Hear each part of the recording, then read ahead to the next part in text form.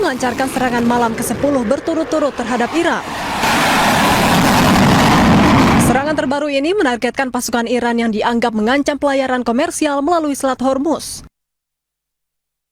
Rekaman video menunjukkan jet tempur AS sedang terbang diikuti oleh ledakan yang menghantam aset dan infrastruktur militer Iran.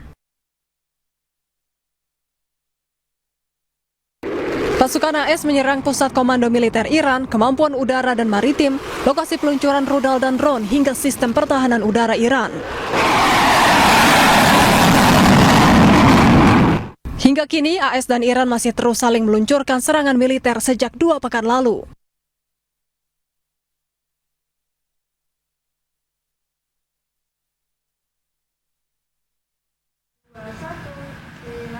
Ya, Anda kembali bersama kami di The Prime Show. Pemirsa, kita lanjutkan perbincangan Pak Tabrani. Kalau tadi kita melihat bahwa perang yang berkepanjangan, tadi Pak Tabrani bilang juga memprediksi bahwa perang ini kan masih sangat panjang, masih sangat lama. Nah, dampak global apa yang akan dirasakan oleh negara-negara, khususnya juga di Indonesia sendiri? Ya, kalau dampak global tentu secara ekonomi yang terasa ya. Ekonomi itu harga crude oil itu kan, itu kan akan sangat mahal ya. Kalau sekarang itu kan udah lebih 100 kan. Kalau sebelum perang 28 Februari lalu itu kan harganya cuma 60 dolar per barel gitu. Sekarang naik hampir 100% gitu. Kalau ini terus perang berkelanjutan, belum dampak ekonomi yang lain gitu. Ya, ekspor impor kan tidak bisa berjalan ya. Dan bagi Arab, negara-negara Timur Tengah yang terasa kan dia duluan yang terasa ini. Dia tidak bisa menjual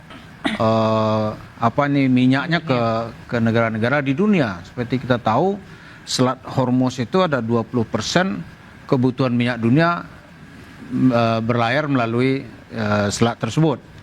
Tapi yang orang melihat sekarang ini seperti kedepannya seperti apa gitu. Kan seperti dikritik oleh banyak orang, ternyata Amerika punya hidden agendanya itu dia ingin menguasai Selat Hormuz gitu. Karena itu dia bilang ya 20% dari biaya kapal lewat itu harus kena tarif tol lah oleh Amerika. Dikritik oleh banyak orang, tapi Trump buat sementara menarik lagi gitu. Tapi nanti akan dia majukan lagi gitu. Yang kedua, yang dibicarakan oleh TV Arabia itu yang banyak pengamat mengomentari pertemuan Trump dengan Tayyip Erdogan ketika KTT NATO di Ankara antara 8 sampai 10 Juli yang lalu. Ternyata di luar Trump memuji-muji Tayyip Erdogan, itu ternyata Donald Trump itu punya rencana mempersenjatai kaum Kurdi secara masif untuk memberontak. Tapi Erdogan bilang kalau dia dipersenjatai, kita tidak bisa diam gitu. Karena ada problem bangsa Kurdi gitu. Kurdi itu kan ingin menjadi sebuah negara merdeka. Dia ada di Iran, ada di Turki, di Azerbaijan, ada di Irak dan di Syria. Itu jumlahnya kalau dihitung-hitung dia lebih dari 15 juta penduduk gitu. Ingin merdeka. Jadi intinya dampak akan biar begitu benar-benar berasa dari sisi ekonominya begitu ya. Ekonomi terasa sangat sekali ya. Baik, saya melihat apakah dampak yang selain ekonomi, apakah dampak tentunya ekonomi juga berdampak pada harga segala macam, apalagi harga BBM juga berpengaruh begitu ya terhadap kita. Apalagi dampaknya akan dirasakan oleh global, khususnya juga masalah-masalah selain ekonomi tadi. Beberapa hal, Mbak. Yang pertama, kalau kita lihat sebenarnya konflik ini kan kita tidak hanya bicara tentang masalah ekonomi saja, tapi multidimensional. Yang pertama, kalau dari segi politik global dan bagaimana kemudian tatanan internasional ini menjadi berubah dari perang ini pengaruhnya besar sekali. Kita melihat Amerika Serikat ini merupakan negara hegemon di dunia internasional. Artinya apa? Dia militernya terbesar, ekonominya terbesar. Dia memiliki pengaruh yang sangat besar di dalam sistem internasional. PBB yang kita kenal sekarang, lalu institusi-institusi yang kemudian ada di bawahnya, itu semua dipengaruhi oleh pemenang perang di Perang Dunia Kedua. Ya, jadi yang menarik kita lihat, Amerika Serikat ini sekarang berada di dalam periode di mana dia sudah mencapai puncak dan mulai declining. Apakah kemudian perang ini akan merubah hal tersebut? Tidak, ini justru akan mempercepat.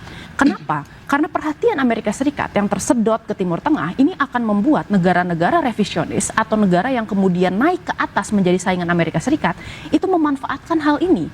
Cina misalnya di Asia Pasifik ya, lalu kemudian ada Rusia di kawasan Eropa. Kita melihat bahwa kedua negara ini sebenarnya di satu sisi mereka mendukung Iran secara diam-diam, baik itu secara melalui politik ya di tataran multilateral maupun melalui intelijen. Tetapi mereka juga memanfaatkan momentum perhatian Amerika Serikat yang tersedot ke Timur Tengah untuk bisa membangun kekuatannya dalam vakum of power yang ditimbulkan oleh absennya Amerika Serikat di kawasan. Pertama itu, jadi kita melihat bahwa adanya pergeseran kekuatan yang cukup signifikan diakibatkan dari perang ini. Dan kemudian di Timur Tengah sendiri saya kira sekarang perangnya sudah bergeser Mbak. Dari yang tadinya ini diskusi pergeseran rezim, kita melihat sebagai siapa yang bisa mengontrol kawasan Timur Tengah. Berarti kan kita membicarakan mengenai siapa yang pada akhirnya bisa emerge atau muncul sebagai great power baru. Karena kemarin kita bicara bahwa oh ya great powernya ada beberapa, Israel, lalu kemudian Arab Saudi dan Iran. Kalau misalnya sampai Iran memenangkan perang ini secara strategik, maka dia akan menguasai Selat Hormuz sesuai dengan apa yang kemudian sudah ditandatangan dan diinginkan Iran di dalam MOU kemarin, dan dia akan mengontrol sekitar 20% dari total perdagangan minyak dunia. Tapi mungkin Kak Iran akan menang secara strategis? Mungkin sekali, karena kalau kita lihat sebenarnya secara strategi sekarang Amerika Serikat sebenarnya tidak memiliki keunggulan tertentu, karena apa yang kemudian diinginkan Iran, pertama dia membuka pintu-pintu dari negosiasi mengenai hal-hal yang tadinya tertutup, lalu karena ada perang ini dia mendapatkan keuntungan apa saja, misalnya terkait dana foreign fund Iran di luar negeri, lalu kemudian kita bicara tentang misalnya masalah ganti rugi, ini tidak hanya masalah perang, ganti rugi perang, tetapi ganti rugi ketika pertama kali embargonya ini dilaksanakan oleh Amerika Serikat. Lalu kemudian kita juga bicara mengenai penghentian perang di seluruh front Timur Tengah. Itu kan hal-hal yang sebenarnya sebelumnya belum pernah ya bisa dinegosiasikan Iran melalui forum lain gitu. Pertama itu Mbak. Lalu yang kedua, selain mengenai masalah struktur dunia internasional, kita juga bicara tentang bagaimana sekarang ini ada beberapa tahapan mengenai masalah ekonomi. Tadi betul yang disebutkan oleh Pak Tabrani itu adalah tahapan pertama, ketika semua harga itu naik, ya. Tapi kemudian kita lupa kalau misalnya seandainya perang ini terus-menerus berlanjut, tahapan selanjutnya setelah kenaikan harga ini adalah kelangkaan. Ini yang nanti akan berpengaruh terhadap tidak hanya kemudian stabilitas politik, tetapi juga kemudian keamanan domestik di negara-negara yang ada di Asia, Eropa maupun di Timur Tengah. Nah, pertama kita melihat ini ada energi yang merupakan kunci dari pembicaraan kita selama ini. Tapi ada beberapa bahan-bahan lainnya yang kemudian menjadi bahan kritikal yang seringkali kemudian kita luput dari diskusi di muka umum. Pertama kita bicara tentang pupuk. 30% dari pupuk khususnya urea ya, nitrogen based fertilizer itu berasal dari Selat Hormuz. 50% lainnya dari mana? China. Setelah perang ini berlangsung, China menolak untuk kemudian bisa memberikan ekspor dari pupuknya tersebut. 30% tertahan di Hormuz, 50% tertahan di China. Kita pupuk ini masih sangat bergantung terhadap impor. Jadi bayangkan kalau misalnya tanpa pupuk petani-petani akan gagal panen, dampaknya apa? Kelangkaan pangan. Lalu yang kedua, kita bicara tentang helium. Helium ini merupakan byproduct dari LNG dan kemudian digunakan di dalam produksi dari semikonduktor.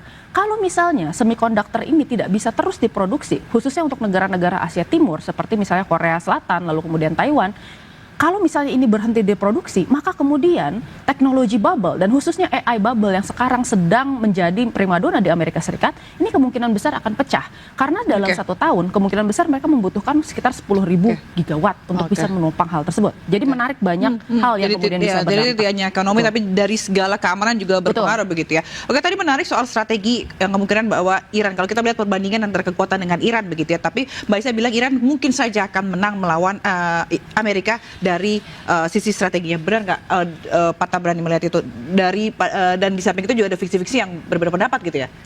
Ya, dalam strategi militer itu ada rumusan gini, ketika satu bahan kimia dicampur dengan bahan kimia lain itu hasilnya cenderung di luar prediksi yang mencampur tadi gitu. Amerika mungkin mula-mula itu melihat perang dengan Iran ini dengan mudah akan dimenangkan. Seperti Trump menjanjikan itu paling ya 15 hari lah gitu. Ternyata sampai sekarang sudah berapa bulan kan? Sudah 4 bulan perang tidak bisa dimenangkan gitu. Kemudian ada juga dari Iran gitu. Dari Iran itu dia menginginkan kan peta politik Timur Tengah itu ditulis oleh negara yang menang perang pasca Perang Dunia Kedua. Karena itu ada berbagai kerajaan di situ. ya kan? Lalu pada tahun 1990 Saddam Hussein menolak peta itu gitu. Maka dia masuk ke Kuwait karena melihat Kuwait itu bagian dari provinsi Basrah gitu. Ini tahun 60 masih provinsi kami ini gitu. Ternyata sekarang menjadi negara sendiri, diambil gitu. Ternyata ditolak oleh Amerika dan sekutunya gitu. Nah, Iran sekarang sama pikiran seperti itu. Ini negara-negara Arab ini, raja-raja ini nggak berhak nih jadi penguasa di sini. Kami dong yang berhak gitu. Karena itu tujuan sebenarnya sebelum dia berhadapan dengan Israel, dia akan membereskan apa nih kerajaan-kerajaan yang ada di Khalij itu, di Teluk gitu. Itu dulu gitu. Jadi pertarungannya itu akan masih panjang. Nah, sekarang problemnya mungkin nggak Iran memenangkan. Ya, chance-nya untuk Iran menjadi penguasa Timur Tengah tadi kata Mbak dari Aisyah. sisi sekarang ini belanja militer gitu. Itu kan belanja militer Iran itu hanya antara 18 sampai 20 miliar US dollar. Sementara Amerika tahun 2026 ini disetujui oleh Senat Amerika itu kan belanja militer Amerika itu 1,5 triliun US dollar. Jadi jauh sekali gitu. Kalau dilihat dari sisi anggaran begitu ya sulit Iran akan memenangkan. Tapi kan ada juga ya pertarungan itu menang tanpa bertempur kan juga. Ada orang kalah tanpa bertempur. Misalnya Napoleon masuk ke Rusia gitu. Napoleon masuk ke Rusia kan kalah. Iya kan? Sehingga akhirnya Prancis saat itu bahkan Napoleon sendiri sampai tertangkap dibuang ke Pulau Elba gitu. Jadi dia nggak berperang masuk Rusia itu kalah. Padahal pasukannya yang dibawa saat itu lebih dari 800.000 pasukan. Jumlah yang sangat besar di saat itu gitu. Sekarang pun kalau 400.000 juga besar gitu. Jadi kita lihat perkembangannya masih terus terjadi, ya saling jual beli serangan masih terus terjadi nih. Walaupun secara real sekarang ini angkatan udara Iran ya tidak mampu mengantisipasi serangan dari pesawat tempur Amerika. Begitu juga angkatan lautnya boleh dibilang sudah lumpuh, mungkin separuh kekuatannya sudah habis ya. Karena itu dia nggak bisa mempertahankan kalau Amerika menggunakan 2 jalur itu. Baik, oke. Kalau kita lihat tadi bahwa Mbak Aisyah bilang mungkin saja Iran akan menang dengan dari sisi strategi, tapi Pak Tabrani juga melihat bahwa Iran akan sedikit susah begitu ya untuk memenangkan Amerika. Tapi yang pasti dampak ini akan sungguh terasa begitu, tidak hanya ke menang atau kalah Iran, dampak perang ini juga akan berdampak gitu ya buat global nanti. Terima kasih Mbak Aisyah, pengamat Timur Tengah Tabrani Syabirin, dan juga peneliti geopolitik Aisyah Kusuma Somantri telah bergabung di The Prime Show. Terima kasih, salam sehat selalu Bapak Ibu, terima kasih, selamat malam. Terima kasih. Dan pemirsa jangan kemana-mana, kita akan kembali usai jeda berikut ini, tetaplah bersama kami.